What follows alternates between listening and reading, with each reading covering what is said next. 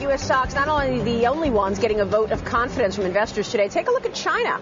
In fact, inflation falling for the month of September. Even exports were up nearly 10% for the month in China. Clearly positive news when so many had been sounding the alarms recently on that slowdown happening there. So is China really in the clear given the recent warnings by big multinationals and luxury retailers which blame China for their slowing sales? We've got the exclusive with the man many call the Indiana Jones of investing. That is Jim Rogers. Jim, good to see you again. I'm delighted to be here. Always great to have you. The fact that a lot of people are negative on China makes me think maybe I should be buying China again. Contrary indicator. I was waiting for a big collapse, but maybe I should buy now. So you're just back from Singapore, obviously. Yes. Tell me what's going on from your standpoint in terms of China. Are things slowing down? Well, of course, China's been trying to cool off for 3 years. They've raised interest rates many times. They've been doing their best to kill inflation and kill property. I wish their central bank were running our central bank. We'd all be better off. They may be turning things around now. I wouldn't loosen up if I were China, but I'm not China. Don't loosen up. Okay, so in other words, but you're not. Are you investing in China right now? No. Whenever China collapses, I buy. I've only bought China 3 times in the past 10 or 15 years. It hasn't collapsed yet. You're short a handful of equities in the U.S., and you're not going to touch equities in the U.S. Is that right? Not with my money. No, Why? Not even with your money. Why? Because, I mean, next year, in 2013, 2014, we're going to have economic problems. We always have, Maria, every 4 to 6 years since the beginning of the Republic. Next year, we're going to have problems again. Either they're going to raise taxes or they're going to bungle something. So I wouldn't want to buy shares in the U.S. But we all know that this market is rallying on QE and on central bank easing and all this free money. So why should I get ahead of that train that is really powering forward? Ahead of it. It's been going on for 3 years now. We had QE1, QE2, QE3. None of them solved the problems of the economy. They solved the problems of the New York Stock Exchange. But that's not the economy, and eventually the people are going to say, well, wait a minute, this can't go on forever, because it cannot go on forever. Did you say you were short Microsoft? I am short. I'm short Microsoft calls, yes. Why? Why not? Why not? I mean, what has Microsoft got to do for the world? Microsoft was a spectacular company 30 years ago, 20 years ago.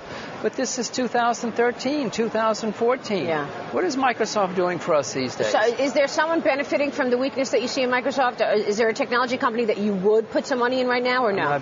Technology has been one of the few places that are very exploited.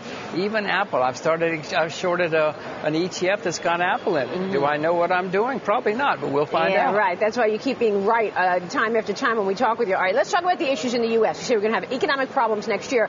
We've got economic problems right now with this fiscal cliff. I know. Talk to us about the fiscal cliff. You think this is going to be a worse fallout from the fiscal cliff than we saw in 2008? That is a big statement. Whenever you raise taxes, it's bad for the economy. I mean, Mr. Reagan cut taxes and things were good. Mr. Kennedy cut taxes and things were good. Raising taxes has never made an economy grow.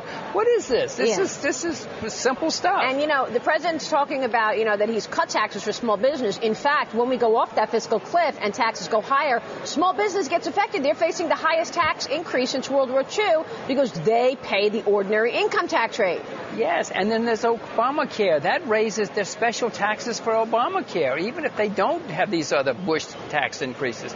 We've got Obama tax increases. There are all sorts of taxes coming. Does anything loosen up after the election? I mean, hypothetically speaking, let's say the president wins. Let's say Romney wins. What's the difference in terms of loosening up? If you're Mr. Romney's friends, you're going to do well after 2012. If you're Mr. Obama's friends, you're going to do well. But you and I, the people watching this show, no.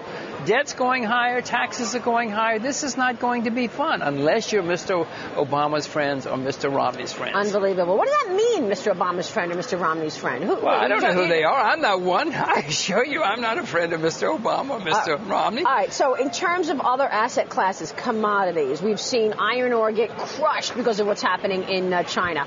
Where are the opportunities in commodities right now? The reason iron ore has been crushed is because there was all these people started rushing in and adding capacity in the iron ore business. I don't really pay much attention to iron ore because they're not futures. I only get involved with commodities that have futures. But iron ore got, like anything else, they all built mines at the same time, so iron ore went down in price. It's not because of, it's partly because of China, but it's mainly because of too much capacity. Do you see any value in commodities right now? Agriculture. Maria, how many times have I told you to become a farmer? And get a farming. Get a farmer. Yeah. Lamborghini started out making tractors. Get yourself a Lamborghini, and you can learn to drive a Lamborghini tractor as well. Tractor. So agriculture is a place to put my money. What about oil? Look where oil is right now. What the heck happened there? Well, I'm not buying any commodities. If I had to buy commodities now, I would buy agricultural commodities. But I'm just watching because the world economy is going to be bad. I'm short stocks and I'm long commodities and I'm long currencies. Will that be right? I don't know. You can ask me in 3 years. I just got back from Japan. The whole talk was about the issues between Japan and China right now. Do you worry that the South Sea, the Asian South Sea, is going to be impacted, the navigational export positive of that waterway? Maria, I worry about everything, especially when politicians are concerned. These two little islands are so insignificant that we shouldn't even be talking about them. But it could lead to war. Yeah, exactly. So we have to talk about it. Of course I worry about that.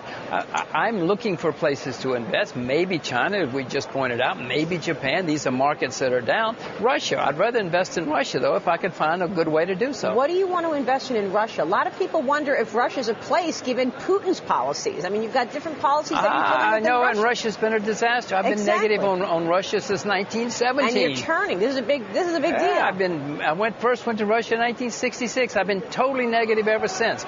But Mr. Putin seems to be changing his tune, maybe because he's worried about history, for whatever reason. I'm convinced that things are changing in Russia for the first time in my life. So you've got an advisor position with Russia's VTB Bank on an agricultural fund. Yeah, but that means nothing. That means absolutely why nothing. VTB Bank? Well, the reason I did it was because I'm convinced that things are changing in Russia. That's why I said I would do it with these guys, but now I'm looking for investments in Russia, in the stock market, or the currency. Maybe I would buy the ruble. I'm looking for investments in Russia. If you know any, don't blurt them out on this TV show.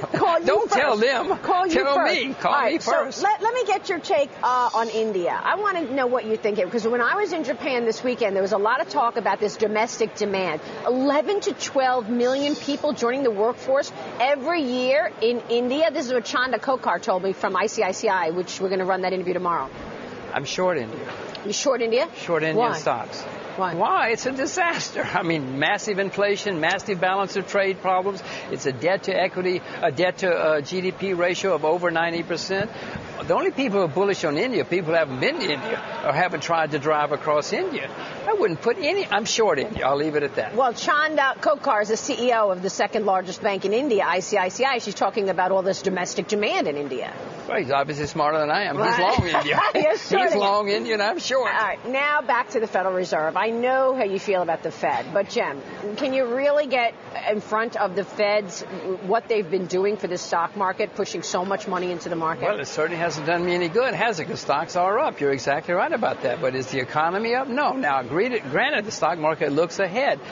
But when I look ahead, I don't see good things out there. All I see is all this money sloshing around, and it's coming here. Yeah. Coming to the New York Stock Exchange. Are you expecting a sizable decline? I mean, you're short some U.S. stocks, so how significant might a decline be in your view? I would expect that we would see serious problems by 2014.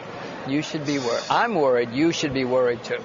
What am I worried about? You should be worried that all of this money printing is going to come to an end. All of this government spending. Mr. Obama is spending a lot of...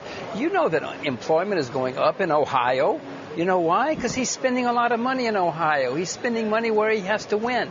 You think that's going to continue in 2013 and 14? Were you surprised at those unemployment numbers? I mean, 7.8%, down from 8%. 8.1%. Maria, I know you have to report stuff like that, but I don't pay much attention because I know first of all, the numbers... Think they were manipulated? First of all, the numbers always look back. The market's looking forward. Second of all, they're always revised. So by the time the revised numbers comes out, who cares anymore except CNBC? I don't care anymore. Oh, Jim, you're the best. Good to have you on the program. It's my pleasure. Always wonderful to talk with you. Jim Rogers, Rogers Holding Chairman here with me on the